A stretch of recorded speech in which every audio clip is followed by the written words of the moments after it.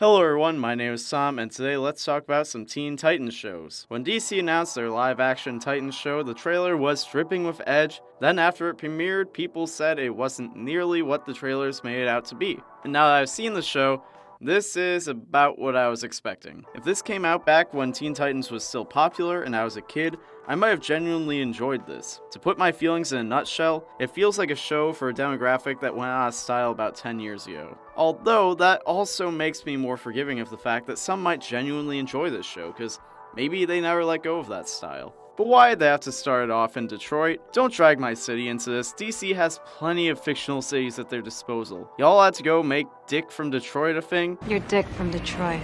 I'm not even gonna touch some of the ridiculousness I noticed in the portrayal as a native to the area because we'll be here all day. But anyways, that's enough background on my opinion. I'm here to discuss the similarities and differences between the Teen Titans that we all know and love and the new Titans series so far. Now, despite my preference for Teen Titans, unless I specifically say so, I do not think all of these differences or changes are necessarily bad. Some things are just different, and that's fine. Now let's compare and contrast. Similarity 1, a similar lineup. They took characters from the main lineup directly from the Teen Titans series that many of us grew up with. I think this is worth mentioning because the original Teen Titans are a bit different from the members that would make the group so iconic on Cartoon Network. The Titans that most people know are the ones in Go and the 2003 series, including Robin, Beast Boy, Starfire, and Raven, who appear in Titans. They could have easily gone with the true original team that would have been led by Robin, but include people like Aqualad, Kid Flash, and Wonder Girl. But I'm sure that for marketing purposes, they wanted to go with the team that everybody knows. Despite that, we are missing one key player, which brings us to our first big difference. Difference 1, Cyborg. Cyborg was an important piece of the 2003 Titans ensemble. He added diversity to the team not only because of his melanin, but because of his size and combat style. His large build combined with a noticeable height difference between him and the rest of the team made him one of the most recognizable characters and took the dynamic of the group into an entirely new dimension that isn't there without him, which makes Titans feel a bit empty. The reason Cyborg isn't in the Titans, we can assume, is because he's going to be a part of the Doom Patrol series. The Doom Patrol, which episode 4 of Titans is titled after, so it's very possible Cyborg will make an appearance sooner rather than later. But I'm sure it's already a bit of a leap to write him into that new team coming from Justice League, so it would be a bit much to put him in the Titans as of right now. But that's also assuming that this is in the DCEU with Justice League, which I haven't seen any confirmation on. Similarity 2, Raven's not the hero type. In the episode showing the origin of the Teen Titans, we see apprehension in Raven because of the nature of her powers. This is met with reassurance from the rest of the team that they value what she has to offer anyways. I don't exactly fit in. He's green, half of me is metal, and she's from space. You fit in just fine.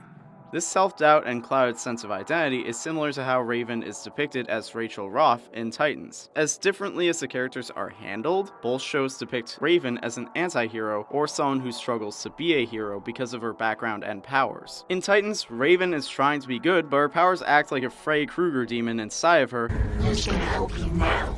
which can take control and do horrific things to people. In the animated Teen Titans, Raven's character had a similar side to her, but it wasn't so extreme or heavily focused on, and in my opinion, that made for a better story arc. We had a chance to see who Raven was as a person, without her internal power struggle defining who she was. That way, when that became a focus in the show, we were able to latch onto the situation because it was happening to a character we already knew, which I think Titans fails with in their approach to introducing the characters. Difference 2, let's jump right in. Despite me knowing who all these characters are by name, I don't really know who these characters are in this incarnation of the Titans yet. I haven't had much of a chance to see who they are, and their introductions don't tell as much as Teen Titans tells with no introduction. The Teen Titans story starts by jumping right into the team already established and then explores the dynamics of that team through episodes that challenge relationships and personalities, before getting to an Origins episode way later in season 5, near the end of the show. In the first episode of the cartoon, we were introduced by being thrown into situations and shown who the characters are instead of being told who they are. In the first episodes, we see what happens when Robin and Cyborg's egos get too big to coexist, and Robin comes to realize how important Cyborg is to the team and to himself as a friend, and this shows a bit of who Robin is, and exploring how various members of the team handle the situation, we learn more about who they are as well. Then they show the team get mollywopped by Gizmo, Jinx and Mammoth, putting them at rock bottom and forcing them to pull together and overcome an overwhelming challenge. Again, showing how the different characters deal with the situation does a lot to show us who they are without directly telling us. However, Titans starts from the beginning and takes its time introducing characters. Like, by the end of the first episode, you know Raven has these powers that she doesn't understand, Robin is not all that likable, Starfire has powers and is for some reason in Austria,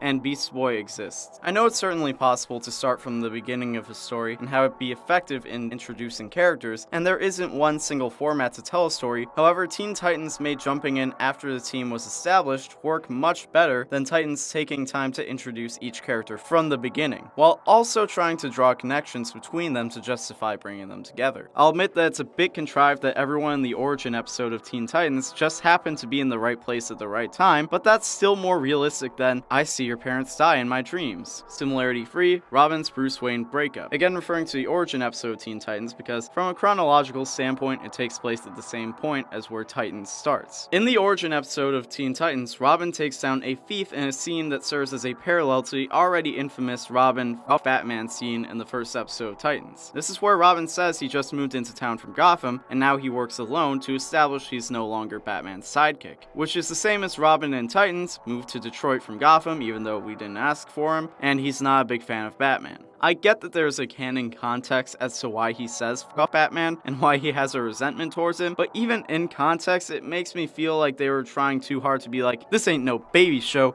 we're big kids who swear. And they put it in the trailer for the show. That immediately sets it up to look bad by taking away all the context. Like, there is a context to Captain Marvel punching an old lady in the face, but putting it in a trailer to convince a mainstream audience to watch the movie is not a good move. The lesson here is don't put a moment that needs context in a trailer with zero context. Difference-free, Starfire's introduction. In Teen Titans, Starfire was introduced to the team as an alien invader, or at least that's what it seemed. We then learned that she was the escaped captive of another alien race, and she teams up with the rest of the gang to take them down before they form the Teen Titans. In Titans, her introduction is just a weird creative choice, because they have her get into an accident where she loses her memory, and that's how we get introduced to her. She's in Austria for some reason with no memory of anything about who she is or what she's doing there or anything that's going on. Pair that with the fact that this completely separate story has to happen cutting back and forth between everything else. So it's really easy to get lost. Because of that, I don't get a good sense of who this character is supposed to be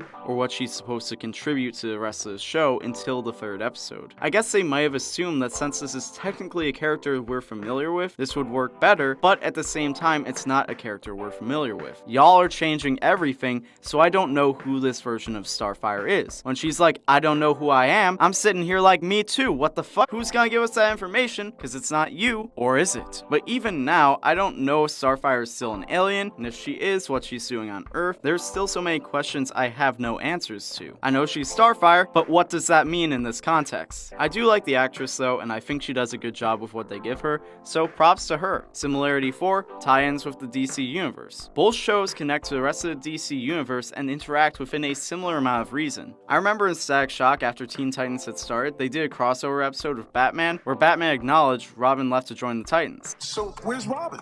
With the Titans.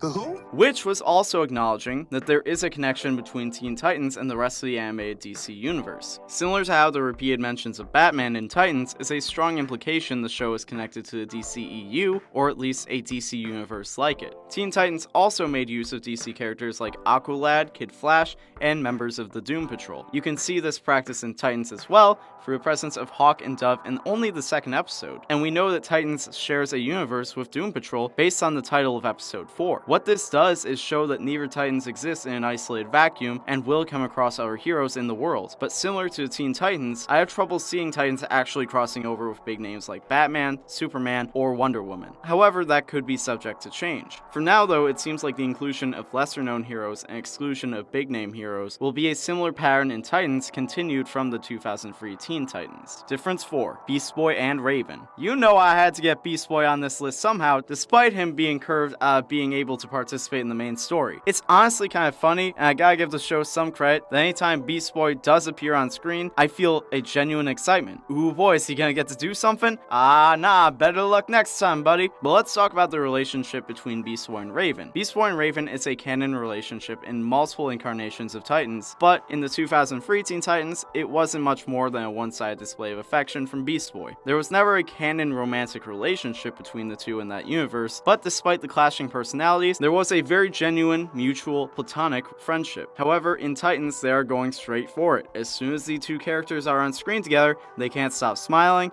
and I've seen enough teen relationships depicted in dramas to know exactly what they're trying to do. At the very least, this is a big difference based on the fact that the first interaction between the two characters is this positive compared to Teen Titans, where it took a long time for Raven to warm up to Beast Boy. Here we go into the home stretch. Similarity 5, Trigon. Now I'm going to preface this by acknowledging that this is not totally confirmed, but there have been very heavy hints and references that Raven's father is some version of Trigon, and he is going to be the main villain for at least this arc in the show. In Teen Titans, Raven is half demon, with her father being a demon named Trigon. Trigon was the main villain in Season 4 of Teen Titans, and I would say he's a solid number 2 main villain behind Deathstroke, aka Slade. His arc was also the last real resolution Teen Titans got, since the ending of Season 5 was pretty vague. So Trigon is a very iconic villain in Teen Titans. Now we're seeing hints that he'll be the big villain of the current plot in Titans, with one of the antagonists straight up saying, "Our Father will reveal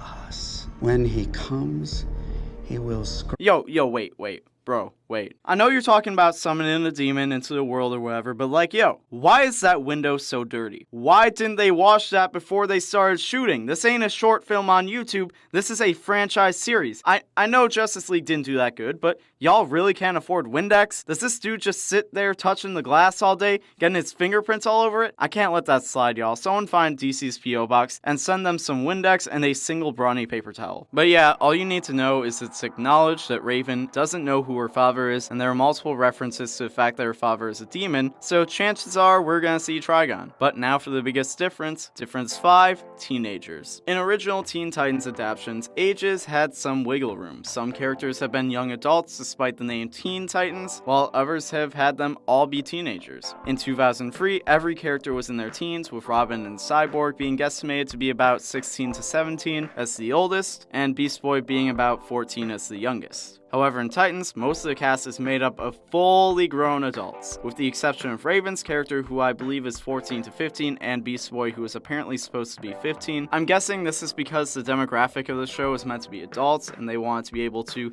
tackle all the mature themes of Robin being a psychopath who smashed Dove behind Hawk's back, and honestly, if I had a jacked physique like that and a twink like Dick Grayson stole my girl, I would be upset too. And also because my girlfriend sleeping with someone else behind my back would be really emotionally damaging, but that's not funny. The ages are the biggest difference between the two shows because of the fact that it entirely shifts the tone and subject matter. I would say it's to be more mature, but so far I haven't seen the Titans tackle mature topics the way Teen Titans did. Being teenagers meant all of the characters were going through their formative years and turning into the people they would grow up to be, while still making a lot of mistakes along the way. This meant the show was able to resonate with the target audience by tackling questions of when to make compromises and when to take charge, as well as exploring identity and many other topics that were relevant to its audience. Can they do this in Titans? It's definitely possible, but it seems more focused on shocking and raunchy storylines about sex and violence, which might not be as mature as some might think. Regardless of my critical view, anything is possible, and we want to hear what you think. Are you going to watch Titans? Have you seen it? Did you enjoy it? Let me know in the comments below. Hit me up at TommyPQM on Twitter, Tumblr, and Instagram, or at Roundtable Vids on Facebook, Twitter, and Instagram. Be sure to like this video, share it with your friends. If you haven't, subscribe and hit the bell to never miss a video. And if you're feeling generous, support us on Patreon to get perks like your name at the end of our videos, or even a shout out for your channel, blog, or anything you want to promote. My name is Tom, and I hope you have an awesome day, and we'll see you next time.